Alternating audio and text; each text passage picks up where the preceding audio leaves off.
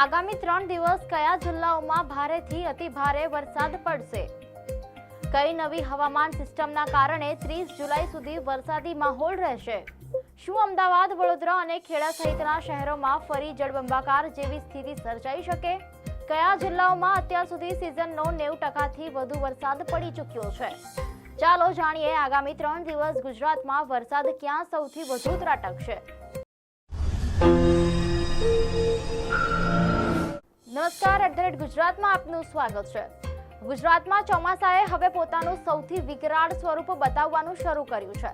દક્ષિણ ગુજરાતમાં ધોધમાર વરસાદ બાદ હવે મધ્ય અને ઉત્તર ગુજરાત તરફ વરસાદનું જોર વધી રહ્યું છે. હવામાન વિભાગે આગામી 3 થી 4 દિવસ સુધી ભારેથી અતિ ભારે વરસાદની આગાહી કરી છે. અનેક જિલ્લાઓમાં રેડ અને ઓરેન્જ એલર્ટ જાહેર કરવામાં આવ્યા છે.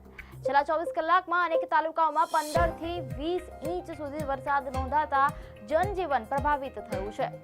આખરે કઈ હવામાન સિસ્ટમ ગુજરાત પર એટલી ભારે પડી રહી છે? કયા જિલ્લાઓ સૌથી વધુ જોખમમાં છે અને આગામી દિવસોમાં શું સ્થિતિ રહેવાની છે? ચાલો જાણીએ. ગુજરાતમાં વરસાદનો વધુ એક ભારે રાઉન્ડ શરૂ થઈ ગયો છે. દક્ષિણ ગુજરાતમાં સતત ધોધમાર વરસાદ બાદ હવે તેની અસર મધ્ય અને ઉત્તર ગુજરાતમાં પણ જોવા મળી રહી છે. હવામાન વિભાગના જણાવ્યા પ્રમાણે આગામી 3 થી 4 દિવસ સુધી રાજ્યના અનેક વિસ્તારોમાં ભારેથી અતિ ભારે વરસાદ પડી શકે છે. મીડિયા અહેવાલ અનુસાર હવામાન વિભાગનું કહેવું છે કે ગુજરાતની નજીક સક્રિય બનેલી સિસ્ટમ હવે વધુ મજબૂત બનીને લો પ્રેશર એરિયામાં ફેરવાઈ છે.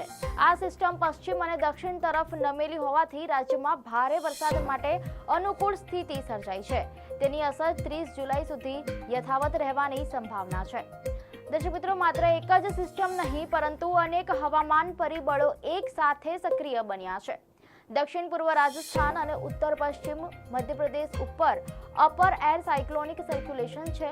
જમ્મુ કાશ્મીર તરફ વેસ્ટર્ન ડિસ્ટર્બન્સ પણ સક્રિય છે, જ્યારે દક્ષિણ ગુજરાતથી બાંગ્લાદેશ સુધી ઈસ્ટ વેસ્ટ શિયર ઝોન પણ અસર કરી રહ્યો છે. આ તમામ પરિબળોના કારણે ગુજરાતમાં વરસાદનું જોર વધ્યું છે. છેલ્લા 24 કલાકમાં રાજ્યના અનેક જિલ્લાઓમાં ધોધમાર વરસાદ વરસ્યો છે. નવસારી, સુરત, વલસાડ, તાપી, અમદાવાદ અને ખેડા સૌથી વધુ પ્રભાવિત રહ્યા છે. દક્ષિણ ગુજરાતના કેટલાક વિસ્તારોમાં તો એક જ દિવસમાં 30 સેન્ટીમીટરથી પણ વધુ વરસાદ નોંધાયો છે. સૌથી વધુ વરસાદ ખેડાના મહેમદાવાદમાં નોંધાયો, જ્યાં 20 ઇંચ વરસાદ વરસ્યો. અમદાવાદના ધોળકામાં 18.62 ઇંચ, નવસારીના ચીખલીમાં 18 ઇંચ, ખેરગામમાં 17 ઇંચ, વલસાડના ઉમરગામ અને સુરતના ઉમરપાડામાં પણ 17 ઇંચ વરસાદ નોંધાયો. માતર, ખેડા, વિરમગામ, નડિયાદ, અમદાવાદ શહેર અને અન્ય વિસ્તારોમાં પણ ભારે વરસાદે જનજીવનને અસર કરી. દર્શક મિત્રો, આજના દિવસ માટે હવામાન વિભાગે ખેડા, અમદાવાદ, આણંદ, પંચમહાલ, દાહોદ, વડોદરા, છોટાઉદેપુર, નર્મદા, ભરૂચ, સુરત, ડાંગ, નવસારી, વલસાડ, તાપી, દમણ તેમજ દાદરા અને નગર હવેલી માટે રેડ એલર્ટ જાહેર કર્યું છે. અહીં અત્યંત ભારે વરસાદ પડવાની શક્યતા વ્યક્ત કરવામાં આવી છે.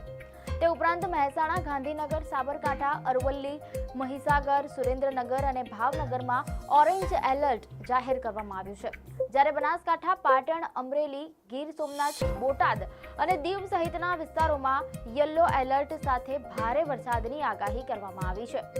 આગામી દિવસોમાં પણ વરસાદનું જોર યથાવત રહેવાની શક્યતા છે. 25 જુલાઈએ પંચમહાલ, દાહોદ અને મહીસાગરમાં રેડ એલર્ટ રહેશે, જ્યારે અમદાવાદ, વડોદરા, ખેડા, આણંદ, સુરત, નવસારી, વલસાડ સહિત અનેક જિલ્લાઓમાં ઓરેન્જ એલર્ટ જાહેર કરવામાં આવ્યું છે. અને ત્યારબાદ પણ ઉત્તર ગુજરાતના વિસ્તારોમાં ભારે વરસાદની આગાહી યથાવત છે. આ ચોમાસાની ખાસ વાત એ છે કે પહેલી વખત રાજ્યના દરેક તાલુકામાં વરસાદ નોંધાયો છે. અગાઉ કચ્છના કેટલાક તાલુકાઓ વરસાદ વગર હતા, પરંતુ હવે સમગ્ર ગુજરાત વરસાદથી ભીંજાઈ ચૂક્યું છે. સિઝનની વાત કરીએ તો નવસારીમાં અત્યાર સુધી લગભગ 94% અને વલસાડમાં 90% વરસાદ નોંધાઈ ચૂક્યો છે. સુરત, ભરૂચ અને અમદાવાદમાં પણ સારો વરસાદ થયો છે. બીજી તરફ કચ્છ, દેવભૂમિ, દ્વારકા, જામનગર, પોરબંદર સહિત સૌરાષ્ટ્રના અનેક જિલ્લાઓમાં હજુ પણ વરસાદની નોંધપાત્ર ઘટ જોવા મળી રહી છે. એક તરફ દક્ષિણ ગુજરાતમાં વરસાદનો કહેર યથાવત છે, તો બીજી તરફ હવે મધ્ય અને ઉત્તર ગુજરાત માટે પણ જોખમ વધી રહ્યું છે. આગામી 3 થી 4 દિવસ રાજ્યો માટે મહત્વપૂર્ણ સાબિત થઈ શકે છે. તેથી હવામાન વિભાગની ચેતવણીઓને ગંભીરતાથી લેવી અને જરૂરી સાવચેતી રાખવી અત્યંત જરૂરી છે. આપને માહિતી સારી લાગી હોય તો વિડીયોને લાઇક અને શેર કરજો, ચેનલને સબસ્ક્રાઇબ કરજો।